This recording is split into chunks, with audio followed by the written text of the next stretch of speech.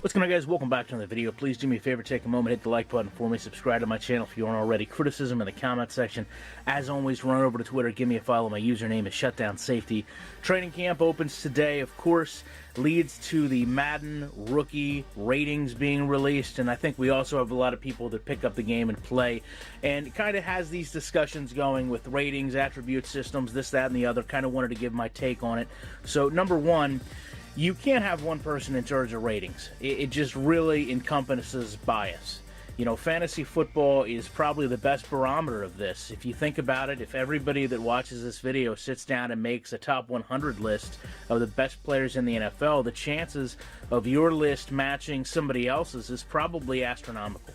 You know, numerical values have the most room for personal disagreements. You know, but they also mean there has to be a cap. You know, defining that cap, in my opinion, is where we have the most issues with Madden, because at some point you have to have a perspective, you know, a current and a historical perspective to balance, you know, what best is. You know, let's say Jim Brown was the best player ever at breaking tackles. So, you know, he's going to be our 100, so to speak. So every trucking running back has to be held to the standard of Jim Brown. You know, where does that put a player current day like Marshawn Lynch? You know, those are both halfbacks. So if we think about, you know, maybe a fullback, where would it put Mike Allstott? You know, this is like the key flaw, I think, when you look at Madden's strictly numerical system. I mean, one person's opinion scales the entire history of every NFL player. You know, you also have a lot of players that end up the same because it leaves so little room for variation. So you kind of suffer to create that ceiling, but you also never really have a floor. You know, to have ratings really matter, you have to determine who's best, but also who's worst in order to make a fair comparison. So when you talk about NFL players, they're pretty specialized. You know, naturally, they're not going to go out and do or try things that they're going to be the weakest at. So, you know, going back to that trucking example, you know, who would be the worst trucking halfback of all time? Because, you know, to know who's the best and scale in between, it's only fair that we have a 1 and also a 100. You know, so while numbers can help, you know, measure a player's skill, we need something more than numbers with Madden. I mean, nobody is going to say that numbers aren't going to be behind the scenes, but they really can't be the only thing. You know, to replicate a player, personally, I think you need to have, you know, categories of animations that can translate to what a player can do. You know, let's set aside numbers and just see how much easier something like that would be to understand. So, you know, let's talk about a shifty running back. You know, Madden uses acceleration and agility to dictate how fast a player can cut in and out of animations. But, you know, let's say we had a skill set that was actually defined with animations. And it's easy to argue some of these things, like let's choose Chris Johnson. You know, we all know that he can be an explosive runner, so let's give him an agility-based attribute. You know, but let's only have, say, 60% of those available to him. You know, that's not putting him at an 87 agility or an 87 acceleration. You know, it's just limiting the animations he has. It's giving him a real-life set of, you know, diminishing skills. It's giving him a real-life in-game version.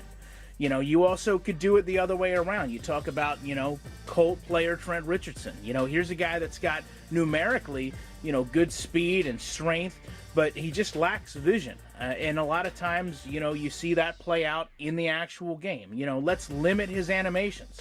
You know, let's say he only has 40% of those agility-based moves, but to make it fair, you know, let's say that that's only going to be behind the line of scrimmage. So now, as a gamer, you know, I'm forced to choose a game plan. I'm forced to create a game plan. You know, I need to get Trent into the open field for him to thrive. So I'm going to start looking at, you know, wheel routes, pitches, sweeps.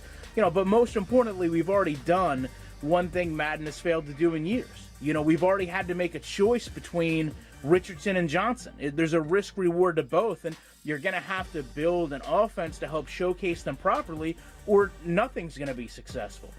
You know, it's that risk and reward that instantly brings, to my opinion, a lot of replay value to the game. Not to mention, you know, we talk about fun and we talk about realism, but now when my halfback gets injured, I'm not just looking for the highest rated free agent or the fastest guy I could find. You know, I'm catering to what my team needs are. And if that means, trading somebody rather than getting a guy off the street, then, we're already building depth in a franchise. We're building immersion in a game. We're having an opportunity for every game to feel different and unique. And to me, that's one of the main things missing from Madden. There's so many things that happen in real football that don't even scratch Madden. A prime example would be a coordinator change. Most coordinators I ever dealt with came in with a specific defensive language. And rather them cater to what you know or what you've been using, they make you learn their language.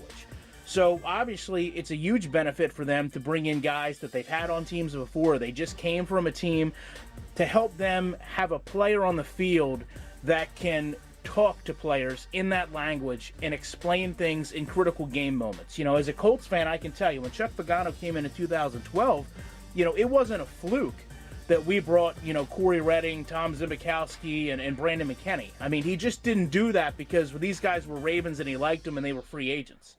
He did that to build a chemistry with the team so that he could have players helping each other on the field. Nothing, I don't think, like that, except with some chemistry, has ever been in Madden. Your players aren't chess pieces, so to speak, that you have to align. It's, a checkerboard almost, where everybody has the same value and function. And, all that isn't to say that the numbers can't be the backbone of the system. I certainly think, there's things like jumping or strength that can go right from the NFL Combine directly into the game. That doesn't need to change, but that's also not to say that that's the only place things get measured.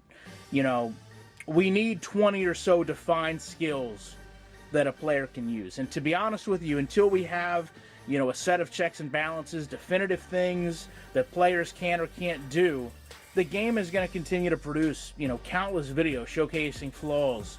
It's going to become stale to you as a gamer within 2 months. There's no reward and dynamic connection from player to player, whether you're doing a play now game or 15 years into a franchise. And to be honest with you, aside from, maybe some online gamers or those, MUT guys that I really don't get, the game is still going to be played by sim-style gamers, in my opinion, in a tolerable spurt.